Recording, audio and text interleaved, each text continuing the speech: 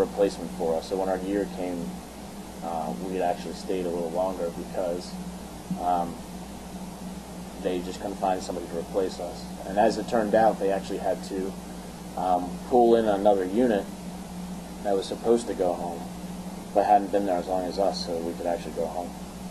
So when was there like a large turnover of different units?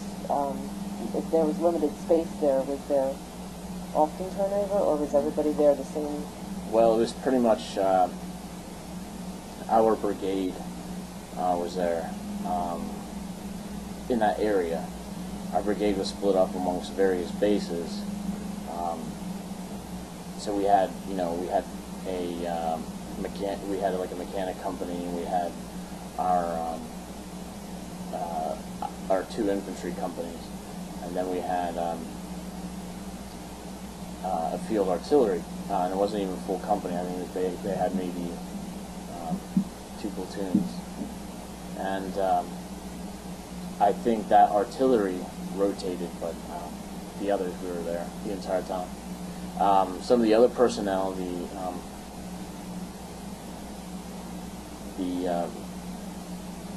don't know if I can say this, but there were Navy SEALs and that sort of thing in the area that were rotated in and out. Oh, now, speaking of equipment, was that a big, part of your daily exercise, was to make sure that your equipment was in working order? I mean, well, the guys what importance was placed on that? The guys who were trained to be drivers looked after the vehicles. They made sure that they were full of gas, and that before a mission, they'd make sure that all the ammo was in there. They'd make sure that they were, all the fluids, the motor oil, I don't know, antifreeze if you really needed it, I guess. But try to see if they could get the air conditioning systems to work, which was a lost cause. But they would be responsible for that sort of thing. But the rest of us just looked after our own personal equipment. Okay. Did you have much free time? We had quite a bit. What did you do during your free time there then? A lot of guys would weightlift with our makeshift gym. We had poured cement into like coffee cans and put a pole in it on either side, and you just grab multiple homemade dumbbells if you wanted to increase the weight. So it was kind of makeshift, and then later, as it turned out, the unit that we replaced at that base had actually had a gym, unbeknownst to the rest of us. I guess they were keeping it for themselves. And it was really nice equipment too, so a gym was finally opened up, and we were had a place to work out. That's unfortunate they didn't share that information with you. Well, did you have access, could you communicate with your parents at home or your family? Did you have... Yeah, the way that worked was we had actually paid for a satellite dish, and everybody had to cough up money every month in order to have internet access. We didn't have internet access provided. There was a phone bank, but from my barracks to the phone bank was probably about a mile, so you didn't always want to walk all the way over there. So it was kind of rare if I got the call home, but paying, I think it was like $30 or $35 a month. You send as many emails as humanly possible. Right.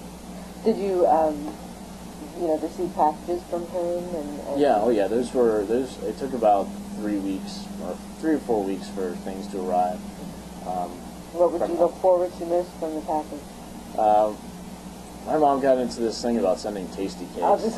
So they, although all the chocolate had been completely melted, and I got sick of them to the point where I would just give them to the Iraqis, and I had quite a bit of Iraqi children who were happy to see me after a while. What was your interaction with them, with the children? Did they often come up to the soldiers? Oh yeah, they very much. You actually had to cut back if we were on an important mission. You had to be kind of cold with them because we just didn't have the time, and a lot of times children were used as a distraction to distract the soldiers. But for the rest of us, for the rest of the missions, rather, we basically just tried to placate them as much as possible in the hope that they would go away. Or sometimes you would just say, no candy today, or I don't have a football today, which they were talking about a soccer ball. Okay. Oh, okay. Yeah, I guess soccer's pretty big over there. Yes. So, okay, so we're through 2005 and the election. Could you give us some information on that? What were your, did you have additional duties during that time?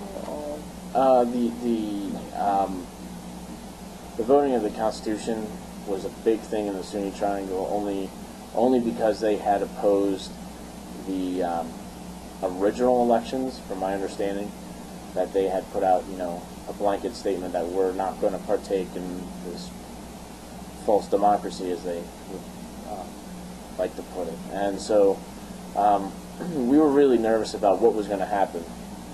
And so we had heightened missions, but what ended up happening was that the Iraqis kind of took care of themselves. They had actually asked us to back down. They said they provided their own militias. They said we're going to see. The Iraqi army that asked you to back. No, actually, this was the citizenry. They said, we obviously we have. You're going to be on the streets. I mean, we know that, but they said this is a big deal because we're actually going to participate, and we want everybody to come out and vote so that the Sunni voice can be heard in this new constitution.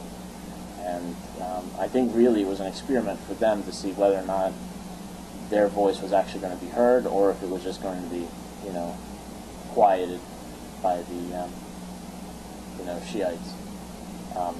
And as it turned out, I think from what I understand, maybe my history is fuzzy, but they, it worked out to their benefit. But they provided their own security at a lot of the polling places. So we would, walk up to one. They would just tell us that there was no incidences yet.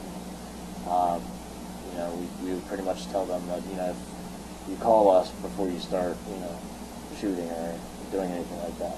But I'm sure, were you on a heightened sense of security there? Absolutely. The intelligence coming through was that there was going to be, a ton of car bombs and VVIDs and that sort of thing. Vehicle-borne IED. But nothing significant occurred that you're aware of in your patrol? No. It was actually just really impressive to see everybody kind of take part in the democratic system, in an actual, democratic system. That's really interesting. So after the election, were things back to normal? Were you back down on your regular patrols, your regular missions? Yeah, we were still out on missions, and as the election stuff kind of came to a close, there started to become more and more IEDs in the area, and I think a lot of the insurgencies were getting a little peeved that in this area that was supposed to be, a fundamentalist Islamic area, they had, as the Sunnis would view it, I suppose, they really kind of met our missions with a certain amount of resistance that was facilitated by the insurgency. Could you explain for us, if you were to go out and get an IED, what would the process be? What was your procedures for doing that? Basically, we would provide security while the I don't know if you've seen, the Hurt Locker and that sort of thing, but